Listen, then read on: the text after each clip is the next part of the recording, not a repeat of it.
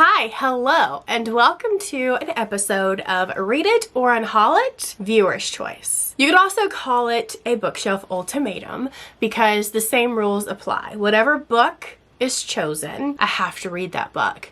If I don't read the book, if I DNF the book, or if I rate the book below a 3-star, I have to unhaul the book. Now in Bookshelf Ultimatum, I use my jar to pull out whatever book. For my regular Read It or Unhaul It, I just randomly pick books myself, like what I'm in the mood for. For this one, the Viewer's Choice Edition, I asked you guys to nominate some books off my very messy and unorganized TBR spreadsheet. So essentially I went through my shelves and I typed up every single unread book or series that's not finished and put it in this spreadsheet, and you guys came through with some nominations. Now what I'm gonna do is I am going to pick 10 books that you guys have mentioned and put them on the wheel. So I have this little handy dandy wheel here. We're gonna write the 10 books on the wheel and we're gonna use the wheel to pick the TBR for this vlog. Let's take a look at the books that you guys nominated. Okay, so Ashley says The Nightingale. I know I gotta read it. I know. It's been on my TBR for some time now. It's actually on my 10 before the end.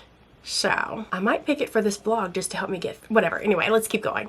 A Dowry of Blood. Oh, Deja came through. A Dowry of Blood. Tempting because I am in a spooky mood and that's about vampires. Wayward. Isn't that witchy-ish? I don't know. Blood Over Brighthaven, Scythe. I need to get to that trilogy because that's been on my shelves for far too long. All Sinners Bleed. I love S.A. Cosby and Karen Slaughter. Tempting. 7 Days in June. I really like when a book makes me cry. I really do. So I'm gonna pick All the Sinners Bleed. Don't let me forget. That's book number 1. Then let's keep going. Horror movie. The Last House on Needless Street.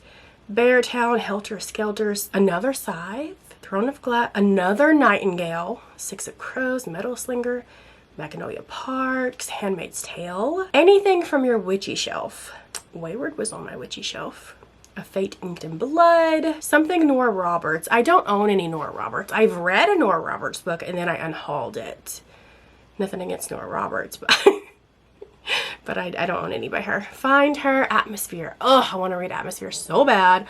Another Blood Over Brighthaven. Maybe I should have let Deja pick my entire TBR. Binding 13. I'm gonna put it on the wheel, and this is why. It's on my TBR, my cart over here. A lot of the books on my cart over here are books that I don't think I want to keep. So if I go ahead and give it a shot, then I can make that decision. So Binding 13 and All the Sinners Bleed, those are our 2 books. I'm gonna pause right here and write them on the board so I don't forget. Okay, it's definitely not easy to write on that wheel. Cute like. It's very, anyway. Magnolia Parks, The Vanishing Half, The Nightingale. And I feel like I need to add The Nightingale to another Binding 13.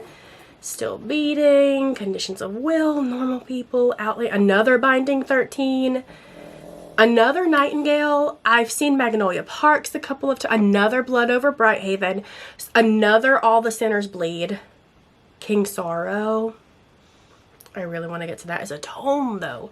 When the Wolves Come Home. Am I going to cheat here? I'm going to add When the Wolves Come Home, because that is my book club pick for the month and it might be fun to like read that and vlog it for the book club, whatever. So we're gonna add, if it gets chosen on the wheel, so we're gonna add When the Wolf Comes Home, Nightingale, Blood Over Brighthaven. Let me add those. Okay. Will of the Many, Night Circus, Throne of Glass series. I really need to get to it because I have read ACOTAR and I enjoyed it. It was entertaining. It's not a favorite series of mine. I don't ever think about it. So a lot of people have said, well, if you didn't really care for ACOTAR, you're probably going to love Throne of Glass. So I'm tempted. Let's keep going. Love Theoretically. Should we throw a romance on here? Another Throne of Glass. Helter Skelter.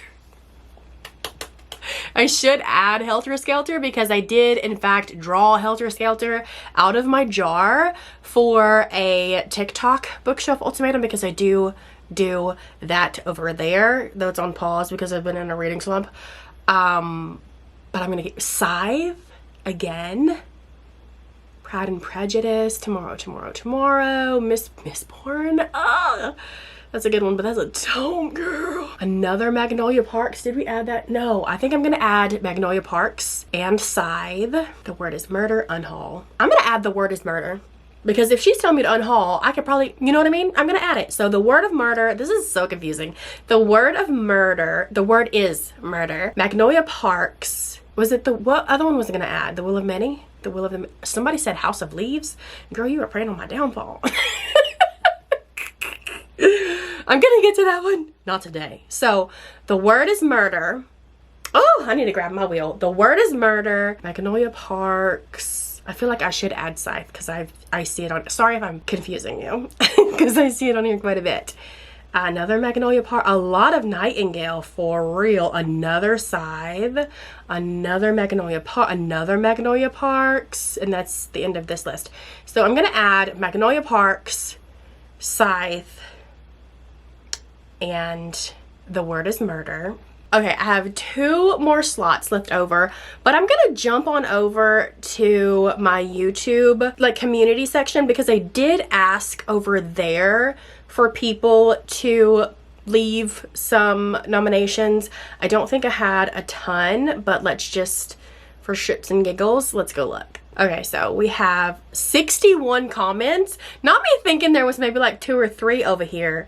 Pride and Prejudice. You have to read Pride and Prejudice. The 7.5 Deaths of Evelyn Hugo, or Thursday Murder Club, Mexican Gothic, The Night Circus, The Vanishing. Okay, y'all came through with a lot of Pride and Prejudice.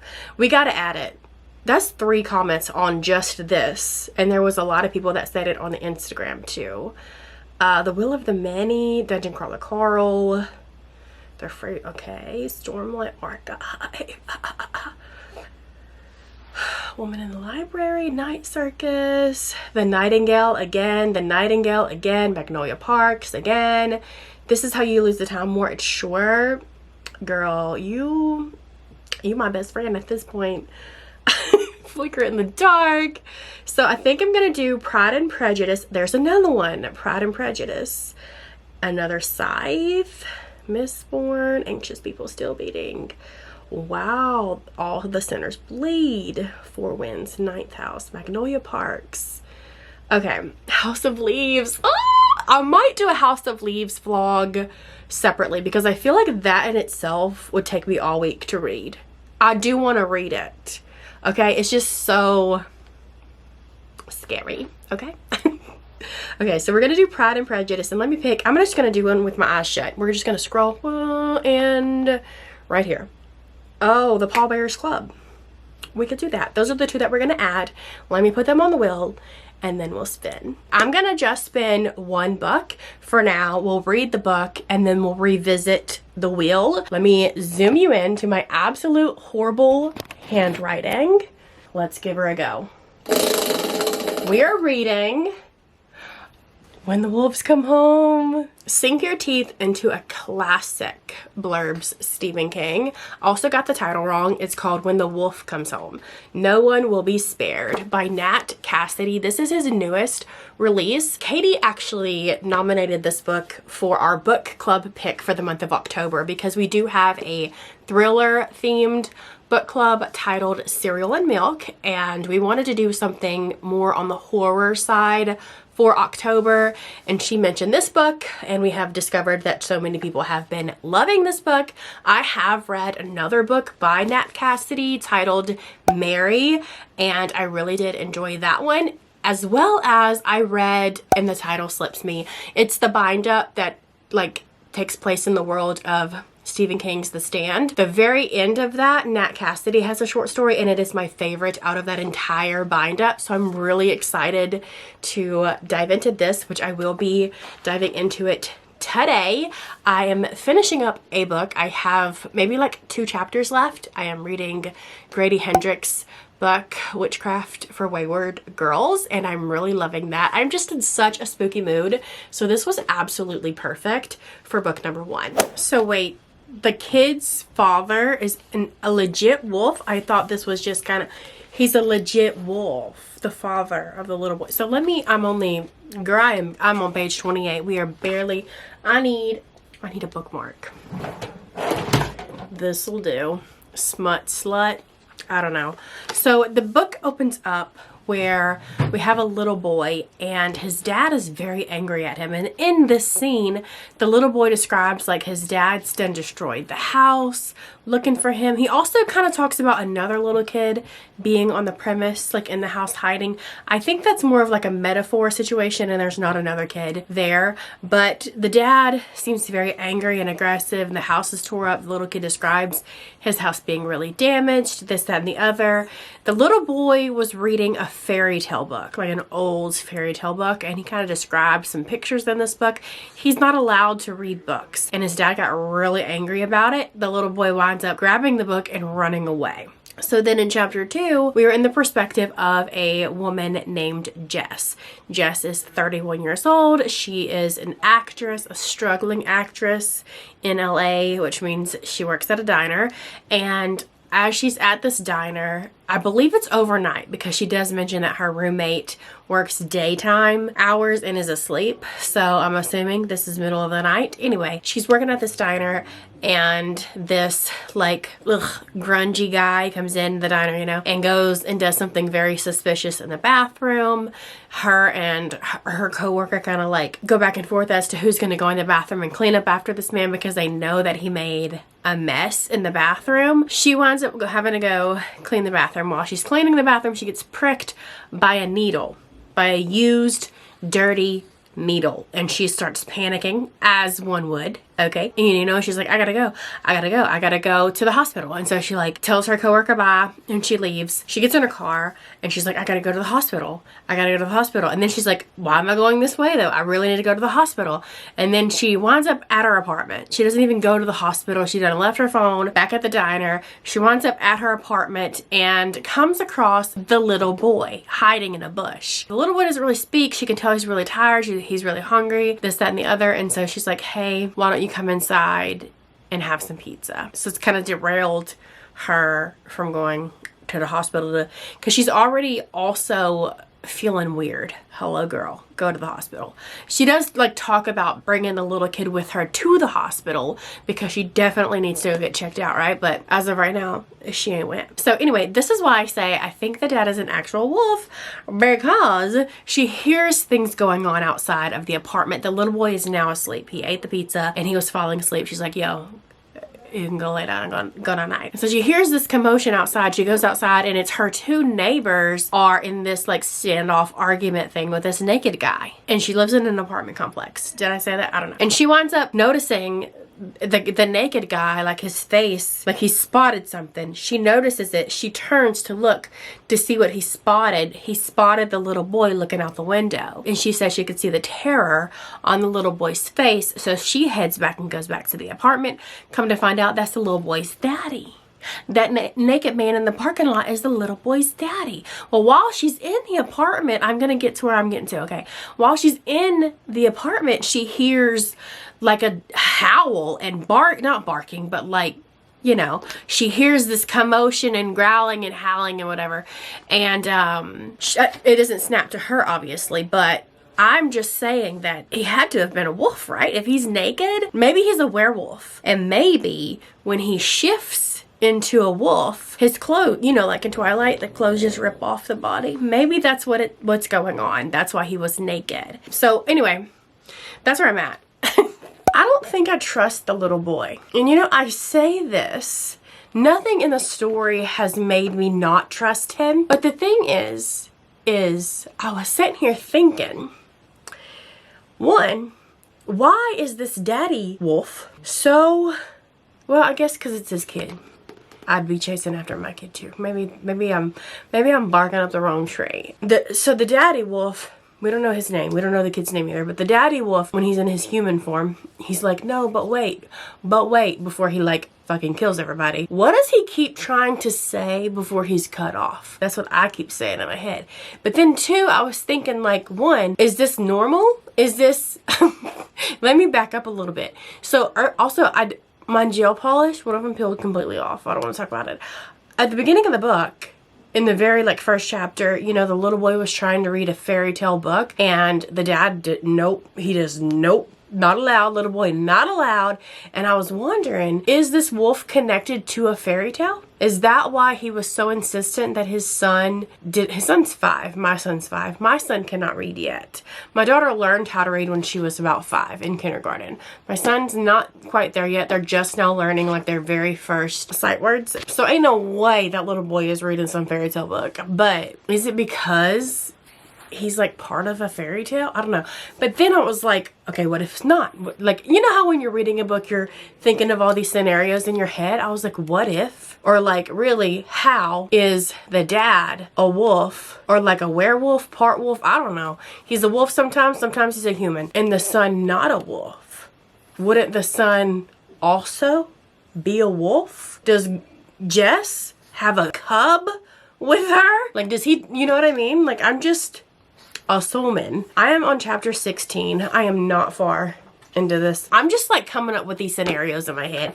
Anyway, if I love this book, or if I give this book at least a 4-star, I am adding nestlings onto my TBR. Who all blurbed this? Joe Hill, Grady Hendricks, Tananarive Dew, Cassandra Call, Bram Stoker. How the oh, Bram Stoker Award. I was like, how the Bram Stoker blurbed this? At this point, I just want to know what the is going on. I left off at chapter 16 last night because I was getting far too sleepy. And when I am sleepy, I cannot read a book because I will be conked out. But I left off on chapter 16. I kind of gave you my little, you know, thoughts and stuff. And a lot of it I felt like was just Beth overly tired and just thinking of random shit as she's reading the book. Then this morning, just now, I read chapter 16, okay? So now we're on chapter 17. I was like, let me just read this one chapter before I go and do my little morning walk. Read chapter 16 and now I'm like, what the fuck is going on? I have a feeling that I might know, but like in a good way. You know what I mean? Like you like, oh, please let it be this. Please let it be this. That's, you know what I mean? Like that kind of, I have a feeling that I'm not gonna say anything. I'm not gonna say anything. I will tell you what, I don't want to go on my walk now because I need to know what's going on, truly. This is so entertaining. It's like you're on an acid trip, I feel like. She might be on an acid. She did prick her finger with a needle at the very beginning of the book. Wouldn't it be funny as fuck if we get to the end and it's literally just her on a fuck? Well, I don't know what kind of drugs come in a needle. Acid doesn't. Does acid go in a needle? I don't know. I was gonna Google. You think if I Google, they'll track my phone down and be like, this bitch probably does drugs. Let's go get her. I do know. Why are we talking about drugs? Bye. Nothing is more humbling than trying to fix your hair in a slick back. I don't even think I do it right. It's fine. It's fine. I need to go somewhere, run errands, and I don't feel like washing my hair. I have fine, thin hair, so if I want to fix it, like straighten it or curl it or crimp it or whatever, it has to be freshly washed. And so this is like me being lazy, but like not being lazy because 1, I did put on a little makeup, and 2, I did redo my nails. This is called Thai Chili Red by D&D. Cute. Okay, anyway, that's not why we're here. I am here to talk about When the Wolf Comes Home. So I did not realize this was in parts, which is dumb because I did in fact take a picture of this page and posted it to my Instagram stories because I was like, yeah, all dads are not motherfuckers, but my dad is a motherfucker. Okay, on to the book. So that was part 1. I didn't even realize it said part 1 at the top. So then after I updated you guys earlier, I turned the page and I was like, wait a minute, it says part 2. I didn't even realize it was a part 2. So after chapter 18, it's part 2, which is called Yes and I just finished part 2 and now I'm on to part 3, which is called Wolf at the Door. And there is a part 4 later on in the book as well, closer to the end. It's a short part, so I'm assuming it's just like a wrap-up of the book. Anyway, I digress. In this book, I will tell you this much. I cannot tell you what specifically is going on in part 2 because something is revealed at the very beginning of part 2 that kind of like lets you know what the f is going on in part 1. I don't want to let you know what's going on because you need to read this book. Why? Because this book is a fun time. I am having so much fun with this book. Like, I just want to keep reading. I am having fun with a horror book. Bodies are literally dropping. And I'm like, yes, babe, give it to me.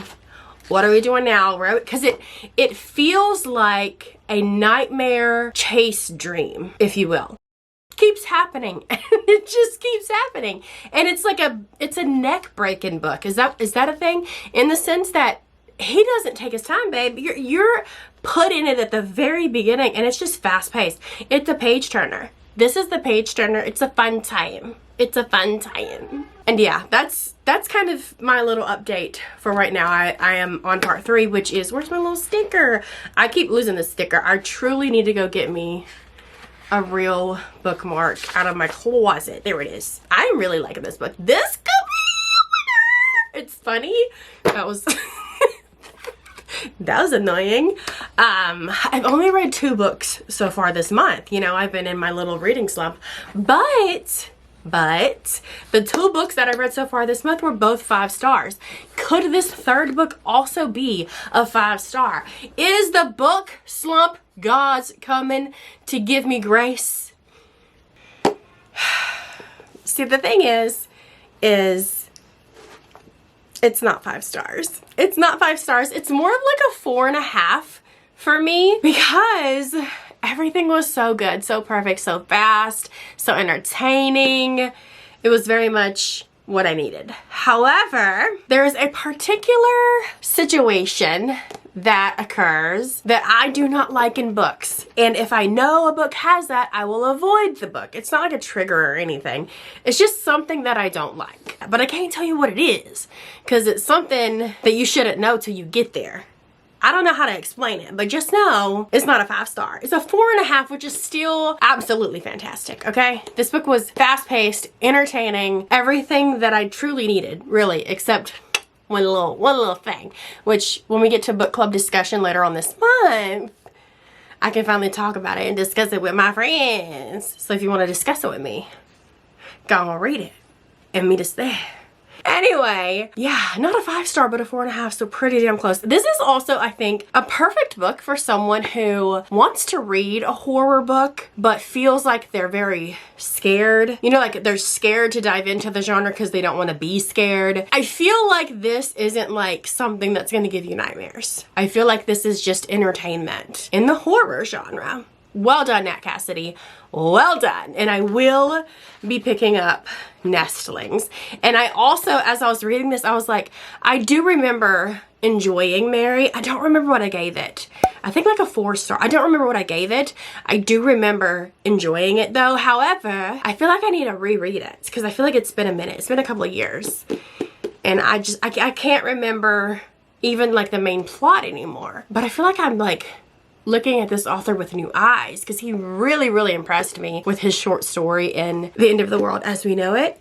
Remembered at that time. And also this. And I feel like I need to go back and revisit Mary because it's been a minute and I don't remember. You know what I mean? Anyway, that's that. Our first pick off the wheel and it's done. So you know what? I'm not going to start a book tonight, but I wanted to go ahead and give the wheel a little spin so I can see what I'm going to pick up and read tomorrow. So let's move on over here to the wheel. Hey, and zoom you in so you can see.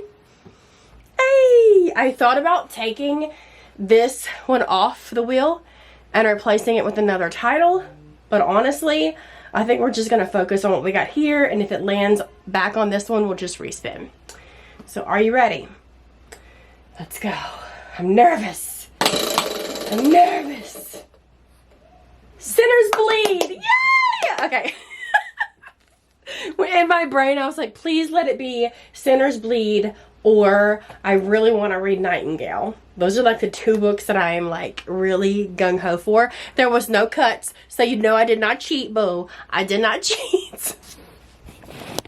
Back up.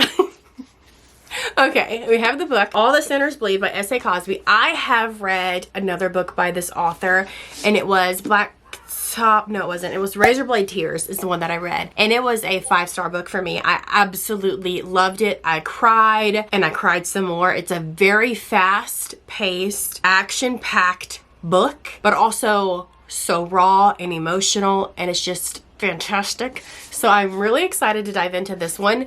And I believe when Deja put this in the little box on the suggestion thing, she mentioned that it gave Karen Slaughter vibes. And I don't know if you know, but you know, Karen Slaughter is my queen. She is the queen of thrillers for me. I'm obsessed with her and her books. And so that just makes me even more, even though I've read one book by this author and it was a 5-star book. So like, obviously I love him too. If this happens to be either a 4 or a 5-star, we can just go ahead and put him up as one of my favorite authors as well. But anyway, so I don't even know what this is about. A black sheriff, a serial killer. Okay, that's a buzzword for me. And a small town ready to combust. Looks like a teacher was killed.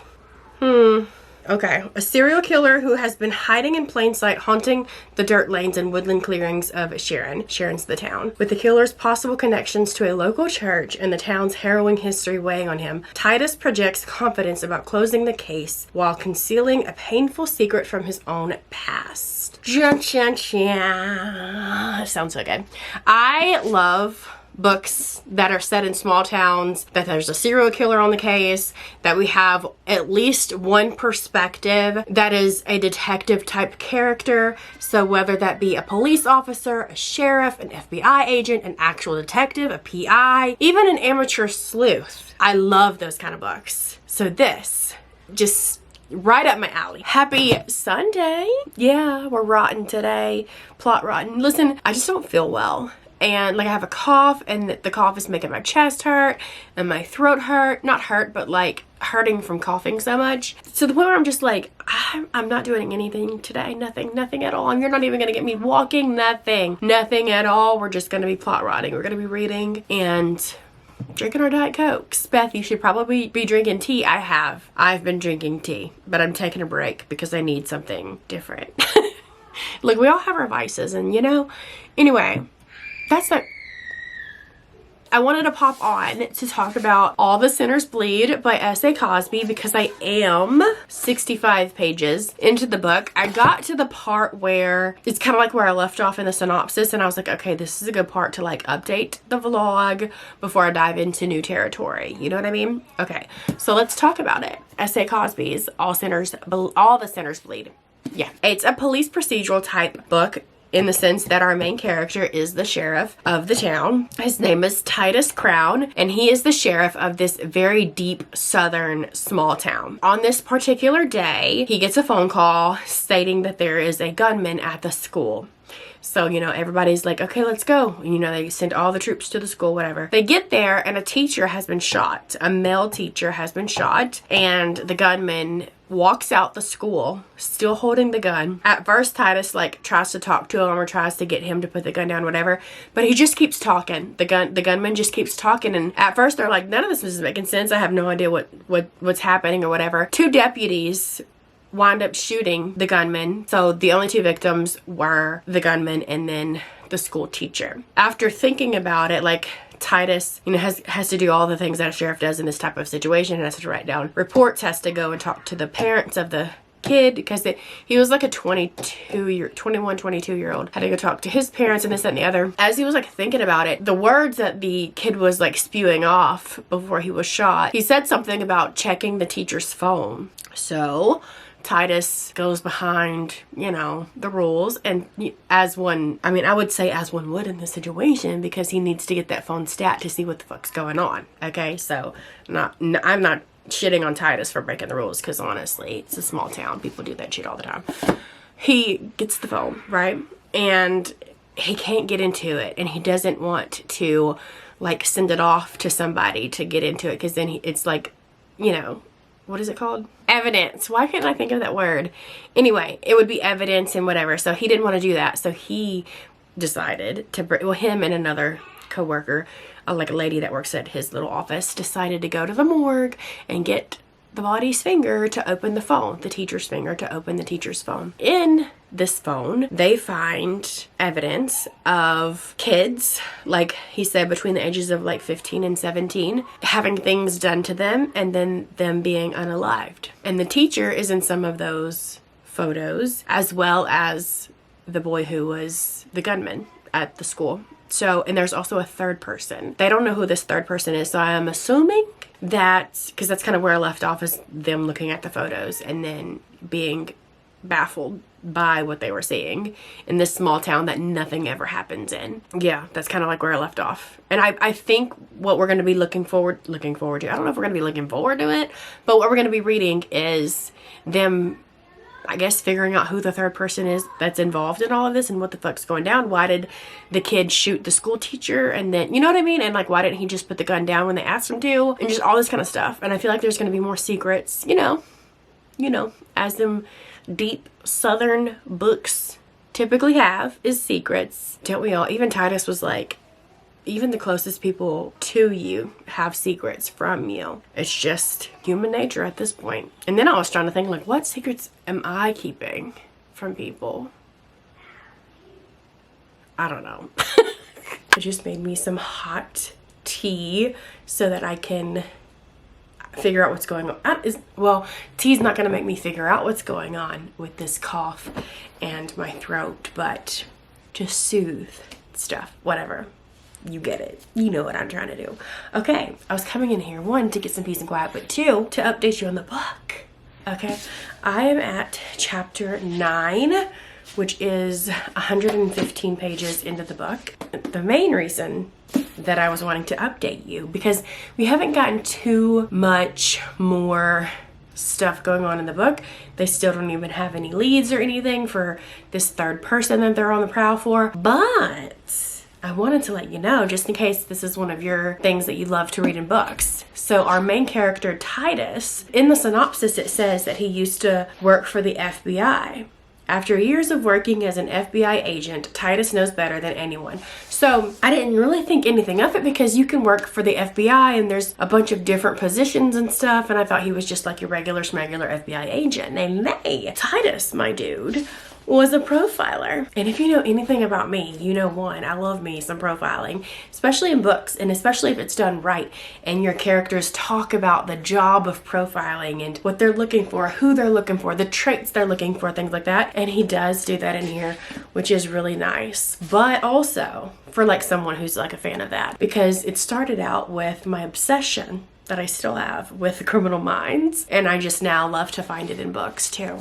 But also, I was gonna say something and I done forgot. Oh, also, he does talk a couple of times. So like earlier in the story, he talked about how like he just was thinking about it in his head, how everybody has their dark secrets that they don't even tell their closest people. It really stood out, and I thought he was just talking about like the teacher and the teacher's secrets and whatever. But then as the story continued, he started bringing it up again, and bringing up like the fact that, you know, there was a reason as to why he went from being a profiler to moving back to his hometown to become just a sheriff. I say just a sheriff. That's a good on you, boo. You know what I mean? I'm not, whatever. Anyway, he keeps bringing it up. And so I'm assuming that's his dark secret. You know what I mean? Like something happened, something that's weighing on him that I feel like is going to be heavy in the story when we figure out what it is. I don't know.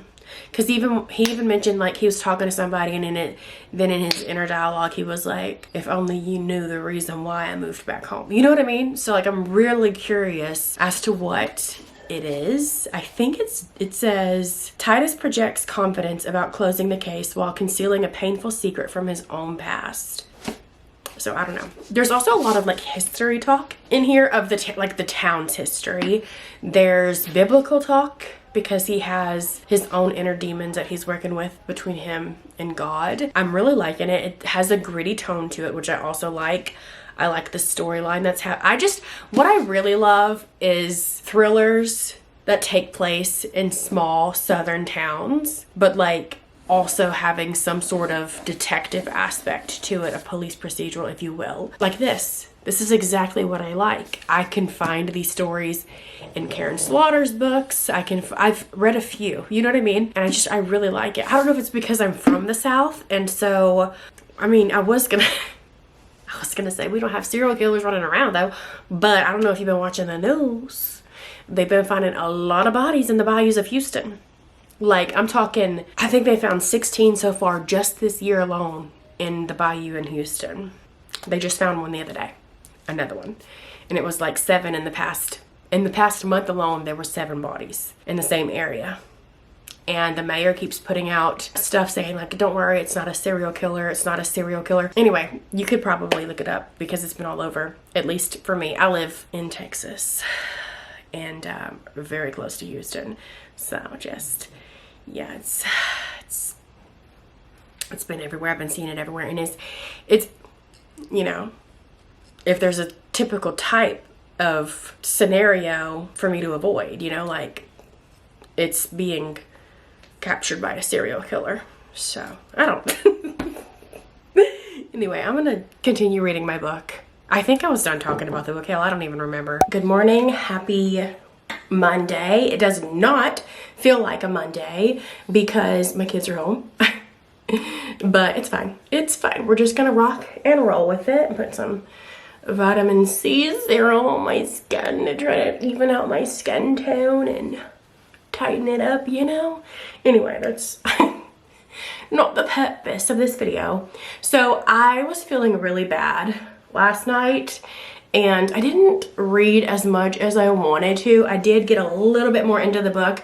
I think I got to a little bit after 50%, like 50, I don't know, 55. I think I'm on chapter 15. Anyway, in the book, so earlier when the teacher was shot and they went through his phone and they saw that he was involved in this situation where kids were being tortured and killed, they knew that they had a third suspect somewhere out there. And so they're on the hunt for who that is. And as of right now, we have no leads, really. There's just like talk. Anyway, it doesn't matter. So, I mean, it does matter. It's part of the book. But right now, they have found another victim that has been brutally murdered. They already know it's part of the whole thing that was going on with the teacher. And so to me, it's so bizarre to think that being a serial killer is bizarre in itself, but hear me out. It's so bizarre that a serial killer who has not been caught, but they're on to him. So like they've already discovered who the other 2 people were and they found the footage. They know the location of where a lot of it's going down at. They have found bodies already that were like buried from previous torturing and whatever. And you're still going to continue doing it. I was gonna say they must not give a single shit, but obviously they don't give a single shit. Girl, when I tell you I got a headache from hell, I have to stop reading the book because I was like, I don't know if it's allergies. I don't know if it's because I just got a new contact prescription and it changed.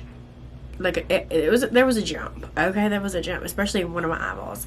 But I don't know if it's whatever this cough, I don't know, girl, but I got a headache from hell. I took some ibuprofen. I opened up a Monster because I haven't had a Diet Coke today, so it could also be that I haven't had a Diet Coke today. So here we are. I want to pick up, my dog is being crazy if you can hear him. I want to pick up around the book room. I have this cart. Why am I holding this? I have this cart of books it's books that the last time I went through my entire book room and I did a purge, I put the books that I was like, I don't know if I want to keep these or not, onto this cart. I think I'm going to go through them again and put some that I'm going to keep on my shelves and possibly unhaul a few that I don't think I'm ever going to get to. And I want to turn the cart into a cross-stitching cart, something that when I'm ready to like sit down and cross-stitch, I can just pull the cart out from the closet and it has what I need on there instead of having cross-stitch stuff. Let me show you. I will push books, back to use that surface to hold my scissors. I have my lamp setting on top of the book. It would be more productive just to use this cart for all of the cross-stitching stuff. Okay, whole time I thought that was recording and it was not. So what we have here, these are ones that I'm gonna keep because when I did that unhaul, a lot of people in the comments said that I should really give this one a shot. So I'm gonna keep this one. This is on the wheel, so there's a chance when I spin for another book, probably later on, because I'm for sure gonna be finishing the All Sinners Bleed today. There's a chance I'll draw this one, so I'll keep it for now. But there's also going to be a chance that I will unhaul this at a later date. So we have Imaginary Friend by Stephen Chbosky. I have had this on my shelf for so long. I've never even once tried to pick it up. I've seen more people dislike this book or DNF this book than like this book, which is why I have been hesitant to pick it up. And I think I'm just going to go ahead and part ways with it. And then we have Mexican Gothic. I've tried reading this one in the past. I think I got like 10-15%, I don't know. I got a good ways in. I never finished it. And like now that I think about it, I don't care enough to continue on. So I'm just gonna go ahead and unhaul that. Then we have this series here. This is the Detective Helen Grace series. I bought all of these during COVID time from Book Outlet, and I read this first one. It was good. I gave it a 3-star. Even though I had the books to continue, I never continued. I don't ever think about this series. I don't even remember what this book was about. I just looked earlier as well. There's 13 books so far in this series and it's still going. That's a lot to commit to in a thriller series that I don't love. You know what I mean? If I loved it, it'd be a different story, but I read book 1 and I don't really care for it, so we're just gonna get rid of those. And then I have If He Had Been With Me, and then this one as well, Adelaide. I don't know. And then Honeymoon by James Patterson. I don't think I'll ever get to that. We have Don't Wake Up by Liz Lawler. I'm just gonna get rid of that. I don't ever reach for it. Don't ever think about it. Same with Dear Wife by Kimberly Bell. Then I have these 2 arcs, and these are books that, I mean, maybe it would be cute. I don't know. And then I don't know. Anyway, I'm just gonna get rid of those. I'm also gonna get rid of Powerless, because I just hear so many people, I don't know, I'm gonna keep it. I'm gonna keep it. I'm gonna keep it. I hear so many people compare it to Red Queen. I've read Red Queen. I loved Red Queen. I still have Red Queen on my shelf. It is a series that I need to finish.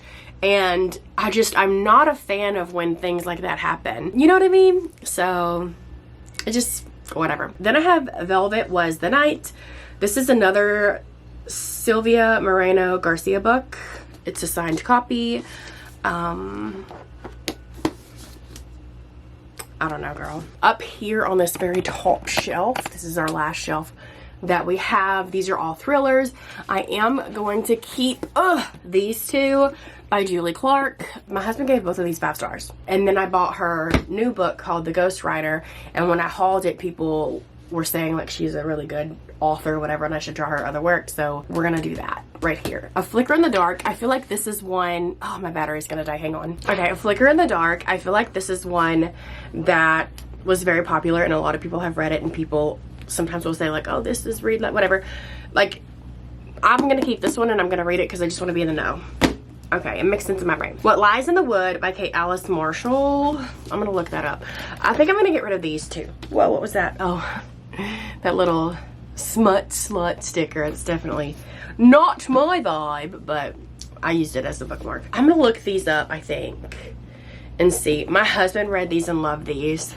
These are I'm just gonna wait on those. Okay, I'm gonna keep The Third Jedi. I'm gonna keep The Mother-in-Law, and I'm gonna keep A History of Wild Places, and I'll put these on my actual bookshelves. I'm gonna get rid of this only because like I really want to give him a shot, but at the same time it's a very long series, and I know this is like part of 2 series of his. I don't know, it seems like such a commitment. I want to give him a shot, but at the same time, I'm just like, maybe I'll get the first book from the library or something. I don't know. So I'm just going to unhaul that. I'm going to also unhaul Mine by J.L. Butler because there's not many good reviews on that one. I'm going to unhaul The Family Game because I feel like I already know what's going to happen. And I'm also going to unhaul What Lies in the Woods because this seems like every other thriller that I've ever read. Those are the books that I'm going to get rid of. I need to now update my Google document of all my TBR books, as well as fill out my bookshelf balancing piece of paper and then put these on the shelves where they go, and then I'm gonna fill this card up with some cross stitchy stuff. I want to get like some magnetic hooks to put on the sides here to hold like my scissors and stuff, and then when I'm not cross stitching I can park this in the closet or somewhere out of way, you know what I mean? That's what we're gonna do. And then I'm gonna also straighten up the book room a little bit, and then we're having leftovers tonight, so I don't even have to cook. That's fantastic. I just have to reheat, which is so easy because literally we had sloppy joes last night, but we had a lot left over and it was delicious. We hadn't had sloppy joes in so long, so we're just gonna have sloppy joes again tonight. But last night we had them on, like I made garlic bread, and so it was like a piece of garlic bread with sloppy joe on top, and you would eat it like toast kind of. And tonight we're gonna have it on like an actual hamburger bun with mustard and pickles and stuff. So it'll be kind of different but kind of the same. So I'll have some free time there. Anyway, I'm gonna get to doing, you know, fixing my Google document and all of that, putting these on the shelves, and then I'll get back to the book. I'm really enjoying the book. I am. I just have a headache. I need to let this ibuprofen kick in, or this caffeine, one or the other, to not, because it's like when I have a headache I do not want to read. You know what I mean? I could have got the audiobook, but I'm already almost done, so I feel like it would be, I already checked my Libby. It's not like there's a long wait for it, and I don't want to waste a whole credit for, you know, like 80 some odd pages left of the book that I have to read. So we're just gonna not do that, and I'll finish it up here in a little bit, and then we'll do a spin, and it'll, whatever the spin I do next is probably gonna be the last spin of this video. So we're just gonna stick with 3 books, and I really hope I get something that I wouldn't mind listening to the audiobook, just to simply listen to an audiobook so I can do other stuff like work on my daughter's blanket or cross stitch or something. But let me go do what I need to do so I can get back to the book. See, one thing that I don't like about Titus, our main character, in this book, he has a current girlfriend. They have been dating for a year now. They tell each other they love each other, like he's being protective of her, this, that, and the other. And he has an ex-girlfriend in which the only reason why she's an ex is because they didn't want to do a long distance relationship, so they called it quits. Anyway, she now has a new job where she's a podcast host. She wants to do an episode on the serial killer that's, you know, wrecking havoc in this town. And so she contacts Titus and she asks him if she can interview him because she's going to be in town. Whatever. First, he doesn't want to tell his current girlfriend. I don't even think he like full blown came out and really told her whatever. Anyway, but now the episode is done. Like they recorded it, but it was with her and then like her sound guy, so he wasn't like alone with her, right? And he's even admitted to himself, like we hear a lot of his like inner monologue as he's like kind of talking to himself, and he's even said that he still has feelings for her, but he doesn't like love her like he loves his current girlfriend or whatever. I find that hard to believe. But anyway, so Hector, which is the sound guy, is not there. So his old girlfriend calls and she's like, hey, your episode's done. You want to swing by and listen to it before we like finalize on everything? And like at first he kind of says like, maybe I shouldn't. Maybe when I go, all we'll talk about is the case, or maybe we'll have a conversation about the time when she locked herself out of her apartment butt naked. Like, it's like he's gonna go meet up with her. It's nighttime to go listen to this podcast or whatever. I know you have to have trust in your partner and whatever, but the fact that he has said that he still has feelings for her, not the same amount as, like apparently, like he claims that he loves his current girlfriend more, but I don't even think he's informing his current girlfriend. I don't think she's kind of like really been in the know of this entire situation from the get-go. Like it took him a while to even tell her that she's coming back to town. Now they're like, I don't know. I just don't like that. Anyway, that's my only like full complaint so far, is just that. I'm really loving this book. I have barely anything left here. It's dark. It's descriptive. They found another body. So like this serial killer really gives zero fuck. Also, there is a lot of profiling and profiling talk in here, and I love that. So if you are a fan of Criminal Minds, this is definitely a book to add to your TBR. It's good. And now Titus, you better straighten up, fam. If you want a 5-star, you better straighten the up. Okay. I finished the book, but first I forgot to show you earlier. I did finish I didn't like reorganize my shelves. I just like straightened them up. I even cleared off my desk. I have a little candle over there burning. My little cross-stitch cart isn't fully set up. I want to order a few little things to hold all my trinkets and stuff, but it is nice to be able to pull it out with just my cross-stitching stuff and then to put it back up when I'm not using it. That's great. My TBR is far too big to fit on that little cart to make it a TBR cart anyway. One day maybe. One day maybe. But, you know, I feel like back in the back day, we all wanted to have, you know, Beast's library from Beauty and the Beast. We wanted to have, you know, our own library. But now I have my own library and I feel like I get shit on more than anything because I have so many books. So it's like, what do you want from me? I'm just trying to fulfill a childhood dream that I had. Also, I'll watch like videos of people that are very, very rich, like old money rich, you know what I mean? And watch their home tours and stuff. And they always have built-in libraries. So like, maybe I'm supposed to be rich, but ain't no money coming from my family. Okay. This is, okay, anyway, All Sinners Bleed by S.A. Cosby. I finished this book and I loved it. I loved it. If you know, like, especially like my buzzwords when it comes to thrillers. So I absolutely love police procedurals. I love small town settings. I love serial killers. I love FBI agents or profiling. I like the gore. I like to have the grittiness. I love it. An emotional read, all of that. All of that is inside of this book. So like, obviously, I'm gonna love it. I loved it. I loved it. I loved it. And when I was reading the very end of the book, I was really hoping that the author would set it up to where we could get a sequel. I don't think he did. I mean, you could. I don't want to spoil you for anything though, but you could. It'd just be not the same. Out of the two that I've read by this author, both are 5 stars, but I feel like this one's better. They're both written in like a cinematic way in the sense that I could see these being movies, okay? Especially Razorblade Tears.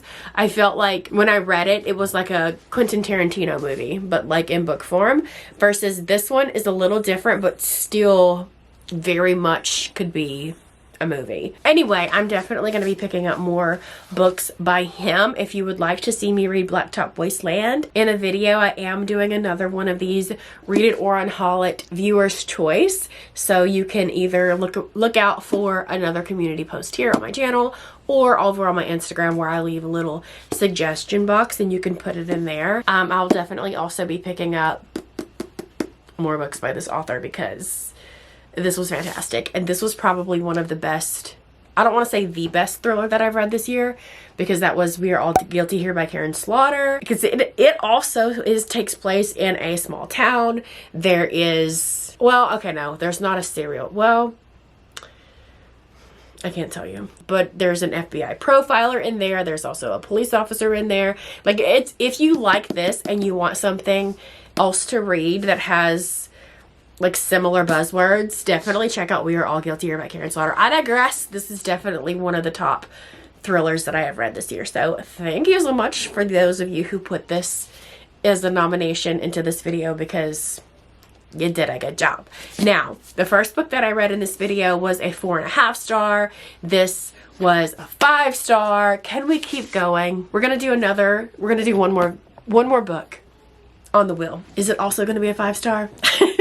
I don't know. Okay, so let me put this down and pull this over here and we will spin her. We'll spin her. You want to spin it for me, guys?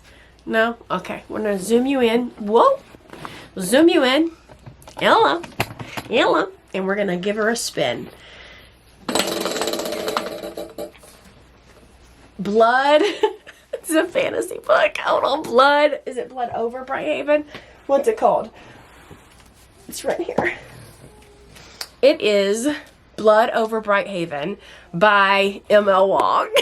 This is not what I wanted to read. I mean, I do want to read it eventually. It just, I was hoping for something different. Okay. It doesn't matter. I'm reading it. I have heard nothing but great things about this author, And this book, I am excited to read it. I was just hoping, well, okay, this is the thing. I was hoping for a book that I can listen to on audiobook. And a lot of the times I don't like going into fantasies via audio, especially if it's a very complex world with a bunch of new names and terminologies and things that I have to learn. But I'm gonna look and see if I can't find the audiobook and try the audiobook with this one. We'll see. If not, I'll just like read it physically. So it says, the first woman ever admitted to a prestigious order of mages unravels a secret conspiracy that could change the practice of magic forever. In this standalone dark fantasy from the author of The Sword of Kaigan. I take back what I said. When I read Sayana has developed every waking moment to the study of magic, a little tingle in my heart appeared because I just recently read Alchemized, and I feel like I'm getting back to reading fantasy again. I used to be like predominantly a fantasy reader back when I read mostly YA. I would read a lot of YA fantasy, and then I like ventured over to the adult genre. But instead of going to adult fantasy, I somehow went to adult thrill. It's weird. Maybe I am in the mood for this. It's still daylight outside, which means I still have a few hours before I go to sleep. I'm gonna see if I can't find the audiobook of this, because I feel like I have been spending all of my days reading, and I would love to just have an audiobook so that I can multitask. That's it. I don't know. I don't know where I was going with that. I think I'm gonna call it a night. It is 9:30 p.m. and I'm getting a little sleepy. I did, in fact, get the audiobook from Audible. I am on chapter 5, so I'm not too far in. Audible, unless I don't know where I'm looking, they don't really tell you how far you're in the book. They will tell you how much time you have left listening to the book. So I went ahead and found chapter 5 in the book. That's where I'm at. Let me tell you about the story, okay? So the story starts off, and there's like a little prologue situation at the very beginning, and we have Tommel. Tommel is a Quinn hunter, and they have this thing called the Blight that essentially, from my understanding, just goes around killing things. It hasn't fully explained exactly what this Blight thing is. I'm assuming we're gonna know more later on in the book, okay? Where the Quinn people reside is where this Blight thing is going around killing people.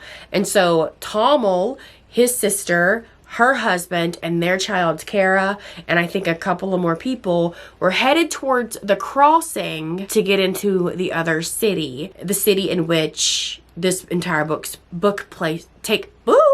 city in which this entire book takes place. And they're headed there because this city is protected against the Blight, okay? The city is called Tyran. The Tyran people don't like the Quinn people.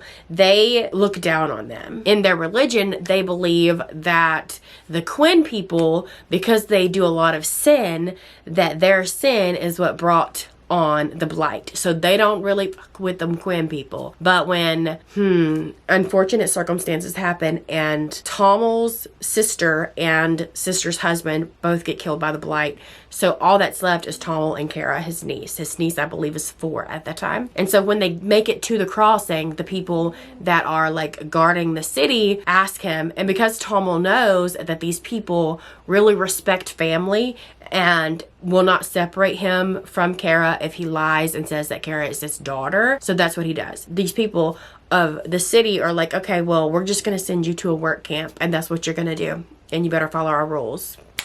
Okay, and that's what they do.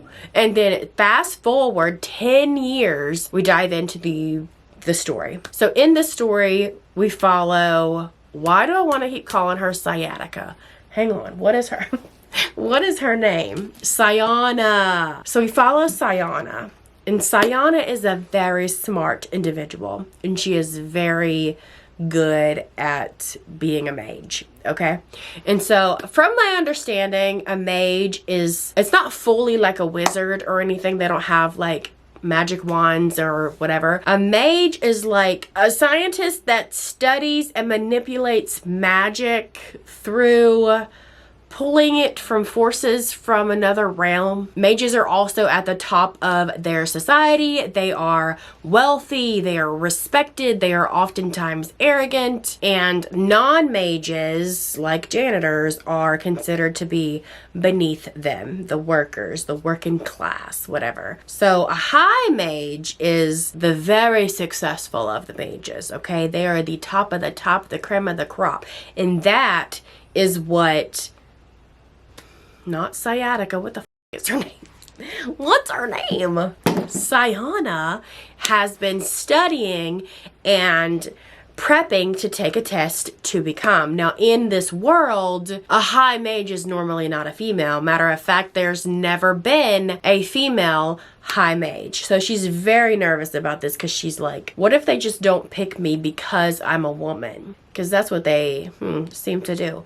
So she and her cousin head off to go take the test to be this high mage. Her cousin is just there for support. They only test 10 people and she is the 10th person. So she's got to sit there and watch all of these other people get tested. And then when it's her turn, not only is she like hitting everything out of the park, but her very last like little portion of the test. And what in my head, what I envision this is like I was a mascot in high school, but in order to try out to be a mascot, they had like a panel of people and I had to come out and do a little skit with my costume on.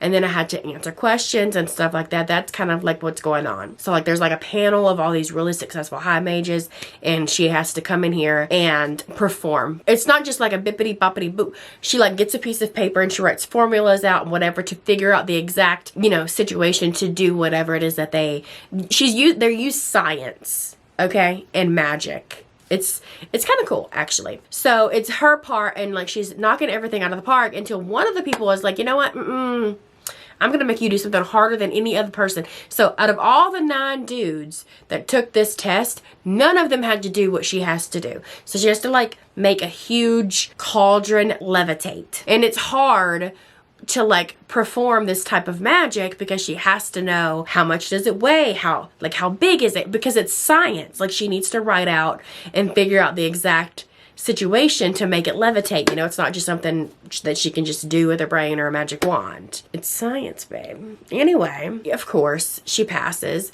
and she gets to become a high mage. First woman high mage. Mad respect. So then it's been a few days and she is off to work, right? So she gets to the building where she has to go to work. She walks in and there's nobody except for a janitor. And it did kind of annoy me at first because she was like, I don't see any like regular people. Like something kind of rude like that, which I get, I understand. The mages, they think they're above everybody else and she's a mage. Well, now she's a high mage, you know. And the janitor there, and she's like, well, I guess I'll ask the janitor then.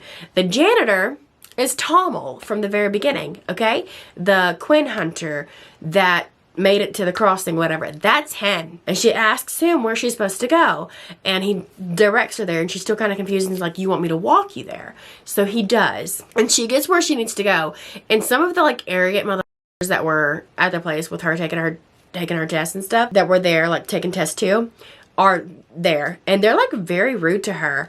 And they get cocky. They make a joke. Or like they have their own assistants and she doesn't. And they're like, oh, sorry, we don't have any more people to assign you an assistant. Maybe he can be your assistant. Pointing at Tommel. In her brain, she's like, you know what? They may think it was a joke, but it ain't gonna be a joke. I'm about to make him a very successful assistant of mine, okay? You can kind of tell that he don't like her. Makes sense. If I was a betting woman, I would bet you, I don't know, like $100 that this book would make it on to my top books of the year list. And that's what I get for not changing the battery last night. Last night I was explaining the book, talking about it, and I left you in the middle of a sentence because the battery died. I was too lazy to change it out, to be honest. And then I was like, it's literally like almost 2 o'clock. I was so confidently turning on the whatever. Anyway, that's neither here nor there. Okay, the battery has changed. We are good to go. I have made it to chapter 10 in the book, which is not even, I did like catch it up. It's not even halfway into the book. This is good. Is there going to be any kind of romance in here? I don't know. As of right now, I don't really see it playing out. I feel like there could be, but at the same time, there also couldn't be, and it would still be a fucking banger of a book. That's neither here nor there. Okay, I'm just curious. At the beginning of the book, like on her first day of going to like work at the little lab place, she and him went to go have drinks to kind of celebrate, one, her new position, and two, his new position as her assistant. And she did get drunk, and she did kind of like act like she was into him. But I don't think in their society it's actually appropriate for a mage to be with a Quinn. I didn't know, like the way they talk, because like they were sitting next to each other going over some books and stuff for the thing that they're trying to figure out. They heard somebody come in and they hurried up and like spread apart, even though nothing was happening. There was no tension or nothing. It was just, they know not to be seen like that, you know. I don't know. So if they do, I don't know. I also love the fact that he challenges her a lot. When he was going over her books to learn her world and her magic system and whatever, he was like, I'm not gonna talk about it because I don't want to spoil anything. But then like he like challenged her, and he's done it multiple times. And she even says like, I need you to keep challenging me, keep me on my toes, because this is how I'm gonna figure this shit out. This is how I'm gonna figure this shit out. And I'm just like, yes, I love this. I love this. Anyway, I'm having a grand old time. I'm really enjoying the book.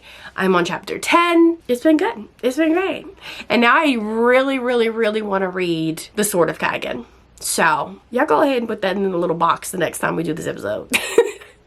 Because I have attempted to pick it up and read it, but I don't, because I'm so intimidated by it. But if it's as good as this, then bitch, bring it on. You know what I'm saying? Okay, wait. I also wanted to say another thing. They have this teacher-student aspect going on.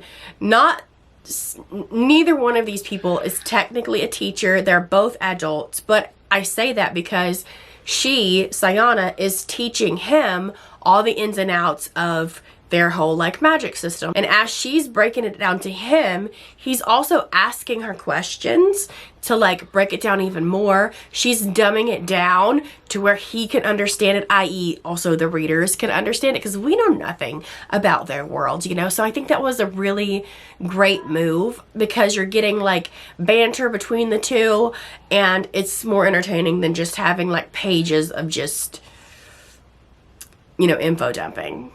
To me, anyways. But I really like that, because also, did I mention, so like after she got her title as High Mage, her and the 9 other people were sent to like these labs and stuff, because they're all on like their own particular assignment. It's kind of like when you're in college and you get like this grant to do this particular study to like, you know what I mean? It's kind of like what they're doing.